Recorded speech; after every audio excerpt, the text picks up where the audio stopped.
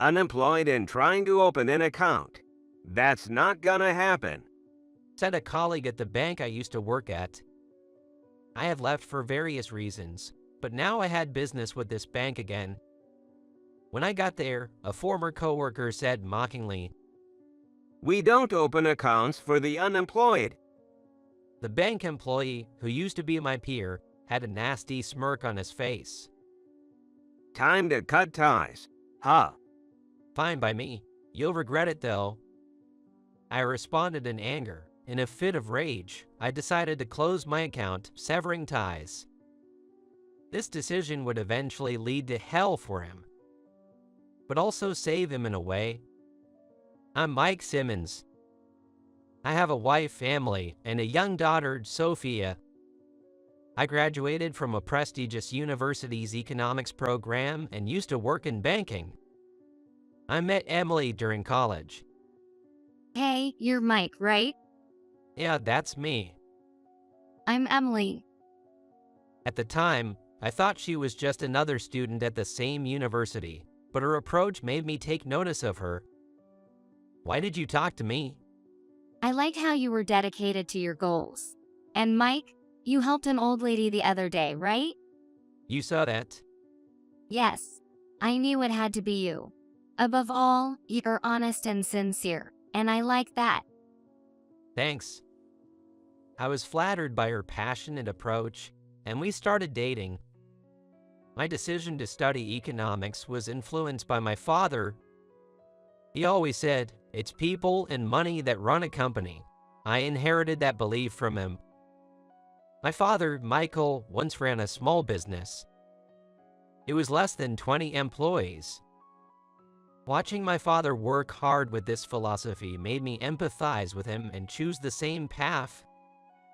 Sadly, he passed away due to illness before I graduated, joining my mother, who had died earlier in a car accident. I get why you're so straightforward. It's your dad's influence. Really? Yes. Let me help you. Not as a replacement for your parents, but I'll support you, Mike. Thanks, Emily. After graduating, I started working at a bank. I worked honestly and earnestly, just as Emily said. Mike is really quick at his job. Yeah, and accurate too. People like Mike are what you call the elite. Is Mike single? I heard he's engaged. Oh, that's a shame. I thought an elite banker would be nice. My hard work was well recognized by my peers. I think I have a quicker mind than most. That helped me handle task after task efficiently, making me a rising star at work. Mike's been showing off lately, hasn't he? Yeah, all the girls are fawning over him. Seriously, just doing his job, and he gets all this attention. While I was praised, I also faced some jealousy from colleagues. I knew about their whispers behind my back. They're just jealous of you. Jealousy? Yeah. Working hard and being the center of attention as a rising star like you, Mike, must make others envious. Emily explained this to me, and I finally understood. So I was the object of jealousy around here, but I was just doing my job. I tried not to let it bother me too much, but there was one guy who was a real pain. Hey, Simmons. What do you want, Johnson? Elite here is so full of himself. If you got nothing for me, don't bother me. That was Hero Johnson. He seemed to see me as an enemy, always picking on me. I could ignore the others, but Johnson interfered with my work, which was really annoying. What? Why do you get assigned to the main branch before me? I don't make these decisions, Johnson. It's up to the higher-ups. Johnson had wanted to be assigned to the main branch, but I got there first, which made his hostility even more obvious. Until then, he hadn't really harassed me. We both just focused on our work. But once my assignment was decided, the backbiting and harassment started. I couldn't understand his obsession with the main branch, but honestly, his presence was becoming a problem for me. For a while, I had a good boss and things were calm. But when Johnson was assigned to the main branch a year later, my peace was shattered. You don't belong here. If you got something to say, just say it. Me? Overthinking things, aren't you? And then Johnson's harassment started again. He passed by with nasty comments. Oops. Sorry. Didn't see your shoe there. Accidentally spilled coffee on it. He dirtied my freshly polished shoes. He also bumped into me on purpose, threw away my documents pretending they were trash, and more. It was getting hard to focus on work. Apart from my boss, everyone else just ignored it. They probably found it bothersome or didn't like me standing out. Then a loan fraud scandal broke out. The client's financial statements that we both managed were tampered with, and it seemed the bank had turned a blind eye. They say you orchestrated everything. No, that's not true. I didn't do anything. Who would say such a thing? That's right. He wouldn't do something like that. There's no evidence. The accuser remains anonymous to prevent grudges. It's all on you. I can't believe this. I was being blamed for something I had no part in. Ha, serves you right. You were so annoying. Johnson, you didn't. What are you talking about? His attitude afterward made it clear he had set me up. I was just doing my job, yet I got caught in this mess. I was fed up with it. Hey, Mike. Yes. Oh, I'm sorry for causing trouble. It's not your fault, Mike. You didn't do anything wrong, right? Yeah, I really didn't. So what are you trying to say? Do you have to stay in banking? What do you mean? I hate seeing you so troubled. Luckily, my job is going well. Maybe you don't need to stick with banking. Emily suggested I leave the bank, and I agreed. You quitting is a relief. Goodbye, you unemployed loser. That was Johnson's last words to me as I left the bank. Emily, What? I've got another job lined up, but it might be tough at first. Will you stick with me? Of course. I was planning to do so all along. With Emily's support, I started my new job. Eventually, we got married and gave birth to Sophia. It's been a few years since I left the bank. Despite my distaste for the cutthroat competition among my peers, I still had a fondness for the bank itself, and took pride in the work I did there. That's why I continued to use the bank as a customer. Today, I was heading to the bank to use my safe deposit box. I'll come to pick you up in a bit. Okay, see you later. Daddy, come back soon. Sure, I will. After waving goodbye to Emily and Sophia, who were heading to the park, I entered the bank. I'll be right with you. Wait, aren't you Simmons? Johnson. I had run into Johnson again. Long time no see. Still unemployed, I guess. No, I'm just off today.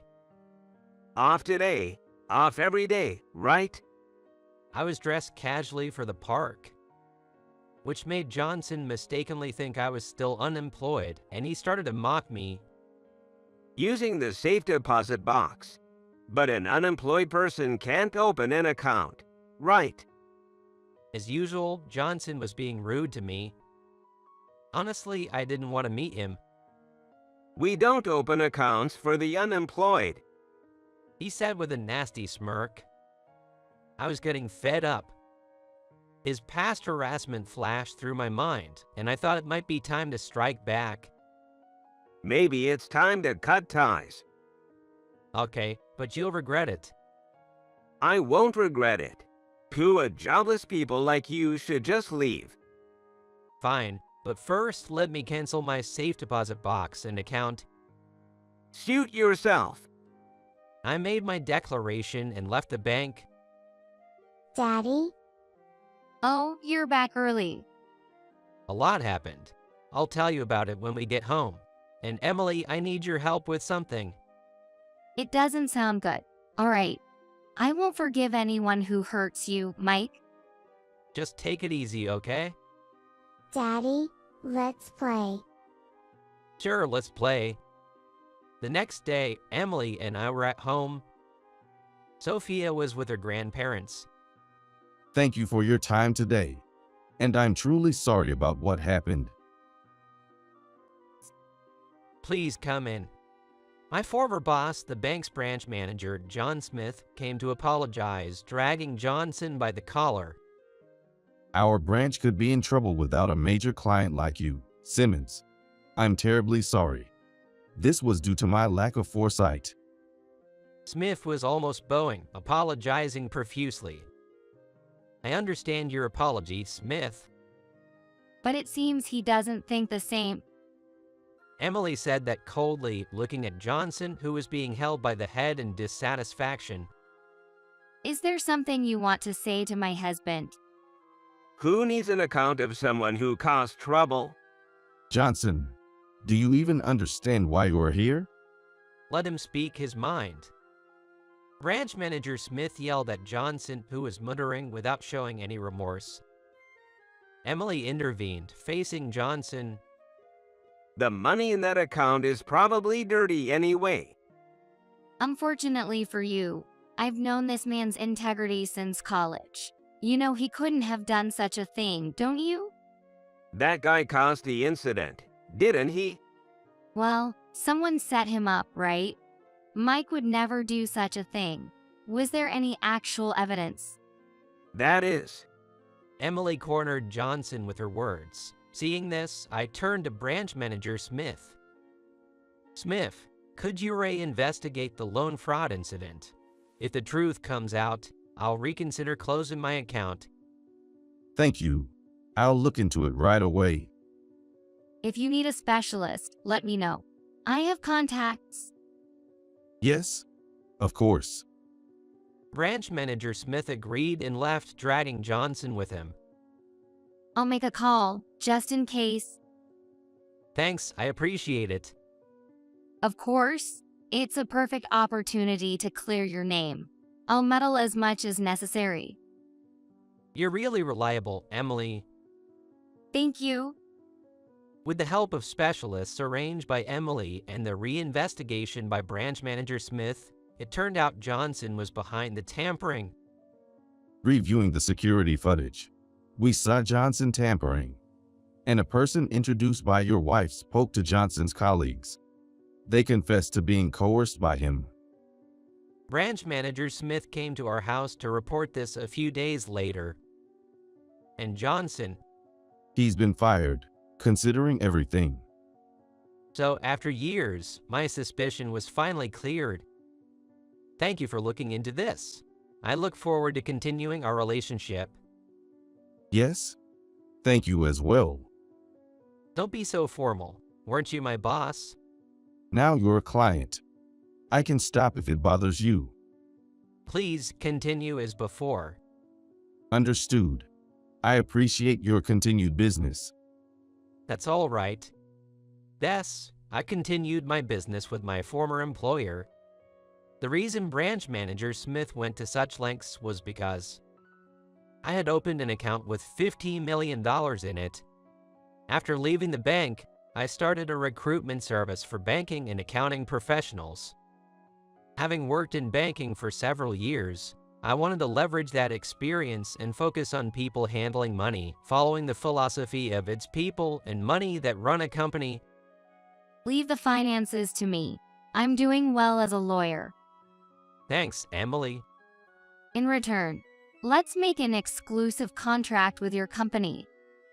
Sure, I'll count on you then. With Emily's help as a lawyer, I successfully started my business. The first year was tough, especially in gaining trust from companies. Some acquaintances from my banking days knew about the incident and were skeptical, but by being honest and straightforward, I gained their trust. Working with you, Simmons, was the right choice. I'm glad I could help. Now, my service is highly regarded even for executive recruitment. The $50 million account belonged to my company. I can't thank you enough, Emily. I've been helped a lot by you too, Mike. The blessings we're receiving now are proof of how earnestly you faced everything. You think so? After things stabilized, we had a wedding and received blessings from many people. Leaving the bank allowed me to find happiness. And for that, I was grateful to Johnson. I was a bit concerned about his future. Despite the harassment and betrayal, I had seen him do his job meticulously several times. If it weren't for my involvement, I think Johnson would have been a decent guy. So I always kept him in the back of my mind. It really is Johnson. One day, while checking the new registrations at my recruitment service company, I found a familiar name. There was no mistaking it. It was Hero Johnson's name. It seemed he had registered for our services after being fired from the bank. Career consultation. Today, huh? All right. I decided to attend Johnson's career consultation meeting myself. What? Simmons, you work here. I do more than work here. I founded this company. As I handed him my business card, Johnson looked surprised. You started a business after being forced out of the bank. You didn't give up. Yeah, with my wife's support, it's grown this much. That's really impressive. Simmons. Johnson stood up and bowed deeply to me. I'm truly sorry for everything I did. For the harassment and for framing you. I really am sorry. I wanted to hear an apology. That's enough. Let's talk about work. Thank you, Simmons. We then had a detailed discussion about his approach to his next job. From the conversation, it was clear Johnson had changed and was sincere about working hard. Honestly, being fired is a big negative image. I understand. So it'll be a small company with few applicants. Is that okay? Of course, I'll do any job if I'm hired. All right. I'll talk to them about your situation. Thank you.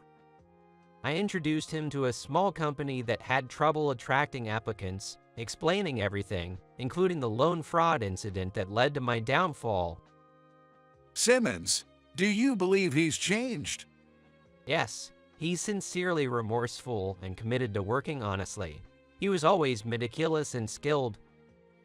I see. Even with his past, we'll accept him if he's sincere now. Thank you. Johnson got the job at the small company. With his high skill level, he soon became a relied upon member of their team. Hey, Johnson, I've always wanted to ask you something. What is it? I invited him for a drink once things settled down. He agreed, and I decided to ask him something that had been bothering me. Why did you harass me so much? It started around the time I got assigned to the main branch, right? Yeah, honestly, I was jealous. You got assigned to the branch I wanted, the one my parents told me to aim for. Your parents? Johnson looked a bit troubled as he explained. My dad was a banker too. He always raised me to be a banker and to become successful like him. That sounds tough. Really, I wasn't allowed to do much besides studying. Didn't you ever rebel? When I was little, I once skipped studying to play, and I got locked in a closet and lectured. That became a trauma for me, so the idea of defying never crossed my mind. I was shocked. I didn't know much about Johnson, but it seemed he had his own struggles. My mom always said my dad was right. It felt like they were just imposing their values on me. That must have been hard. Were you unhappy? Kind of. I was always under pressure, and it was tough. When I saw you, who seemed to have it easier, get assigned to the main branch first, I just couldn't accept it and acted childishly. I'm really sorry. Apology accepted. Sorry. And, well, My dad found out about someone more talented than me and told me to bring you down. Quite the father. Apparently, he was taught to outdo anyone more skilled than him, just like his father did. But now, I've been fired because of the incident, right? Yeah, So I was disowned and kicked out because I'm no longer a banker. are you okay? I'm fine now. The company let me use the staff dormitory after I explained my situation. Honestly, I feel relieved. Really? Yeah, I finally feel free from my parents, able to work on my own terms. As long as you're happy, that's good. I'm grateful to you. After being fired from the bank and disowned by my parents, I was in despair. Then you reached out to help me. Thank you, truly. It's mutual. Your work performance is enhancing our company's reputation. I'm glad I can contribute. Johnson smiled. It showed genuine happiness, unlike his unpleasant smirks of the past. Emily, can we get help from the person who assisted us last time? Sure, what's up? I told Emily about Johnson's situation when I got home. That sounds like an interesting development. I'll contact them right away. Thanks to her efforts, Johnson's father was investigated, and multiple wrongdoings were uncovered. His father fell from grace and ended up with debts due to compensation. Simmons, you were behind this, weren't you? What are you talking about? Really? Anyway, they contacted me. Really? Yeah, they said, you're our son. Help us pay off the debts and support our living expenses. I rejected them, saying, your son no longer exists. Be careful, just in case. Yeah, I haven't told them about my current company, and the boss said they couldn't connect them to me. Then you should be fine. Thank you, really. After talking with Johnson, I received a call that a man and a woman claiming to be his parents came to our company. Excuse me, are you looking for someone our company introduced? You're the president. I'm Johnson's father. Tell me where that foolish son of mine is. I can't disclose personal information. Personal information. We're his parents. Yes, I've heard about you from him. Please stop obsessing over a son you disowned. What? By the way, I was the one who had you investigated. You did? What have you done? If you lay a hand on my husband, calling the police won't be the only thing I do. Emily appeared just as his father was about to hit me. We have reports and evidence of what you've done. Who are you? I'm Simmons' wife and a lawyer, A lawyer. and I represent your former son. Be prepared for what's coming. Emily was impressive as she sent them away. I was captivated by her. Thanks to her efforts, Johnson was able to completely cut ties with his parents and was very grateful. He's working earnestly now. It seems the daughter of the company president took a liking to his new attitude. He recently told me they started dating. If we ever get married, will you come? Of course. I was relieved to see Johnson happy. I need to thank Emily's contact.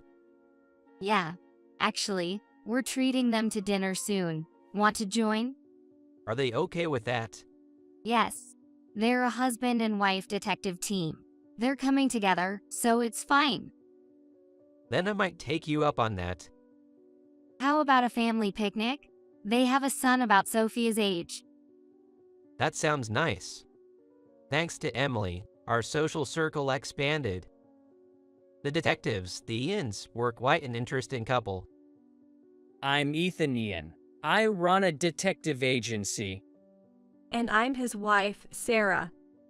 I'm Emily's husband, Mike. I've heard a lot about you from Emily. Now, Mike, a voice recorder is essential for those crucial moments. And ideally, having video footage would be great. Ah, they handed me a small voice recorder and camera, and I couldn't help but chuckle. By the way, how did you and Emily meet? We were high school classmates. She's always been set on becoming a lawyer, so it's handy having connections in detective work and credit investigation agencies. We contacted these two when they said they were going to be detectives. Interesting. We gather lots of evidence. We promised to be allies to the vulnerable. We couldn't attend your wedding, though, so it's really the first time meeting you, Mike. You didn't invite them. You seem close. We're good friends. They were overseas around the time of our wedding. Oh, I see. Yeah, they were on a detective training trip. And we couldn't make it to the wedding. We had our wedding overseas, too. I wonder what detective training involves. They're a bit unconventional, but that's what makes it interesting. Definitely. It's a bit unusual, but enjoyable to talk to them. The Inns were smiling, and it naturally brought a smile to my face too. So, you've said a lot about me, huh? Oh, nothing in particular. Emily tried to cover up in a fluster, making me think she must have been venting about me. Emily is totally smitten with you, Mike. All she does is gush about him. Hey, stop. Hi, thank you, Emily. So, she was gushing about me. I remember Johnson once saying, "You turn into a total romantic when you talk about your wife." In a way, we might be a similar couple. As we deepened our friendship with the detective couple, our daughter Sophia and the Inn's son Ryan became good friends too. I noticed them holding hands and smiling. I'm going to be your wife, Ryan. Then I'll protect you, Sophia. Wait, hold on. Isn't this a bit too early? I panicked when they started talking about marriage. When I mentioned this to Smith, who visited us recently, he laughed heartily. I'm glad everything's working out. Sorry. If I had been a better supervisor, I could have prevented all this. You couldn't have done anything at that time. You weren't the branch manager yet. Even so, I should have noticed. After the incident, Smith stepped down as branch manager, feeling responsible for it. He thought about resigning, but was persuaded by the bank to start over. Now I'm more into training younger staff, Smith said. I owed him a lot when I was his subordinate. When I was newly assigned, he patiently answered all my questions and was good at motivating me with advice and praise. Johnson, if you have time to be sarcastic, focus on your work. Your work is well regarded for its meticulousness. I'm counting on you too. Yes. He noticed Johnson's harassment and was the only one to reprimand him while others ignored it. Johnson obediently followed Smith's advice since he also provided support. Even during the time I was falsely accused, Smith stood up for me, arguing with the higher-ups because there was no evidence. He's always been polite even after I became a client, and he always reprimands properly when needed. That's the kind of person he is. Oh right, Johnson mentioned he wants to invite you to his wedding. I'd definitely like to attend. It seems a bit premature, though. They're both in their first relationship and are quite affectionate with each other. It's good to see them happy. Eventually, we would all be invited to celebrate their wedding. It seems Johnson is now even more dedicated to his work. Of course, I'm not falling behind either. I'm constantly striving to help more people find the right job fit. Well, this time. Oh, but there are exceptions.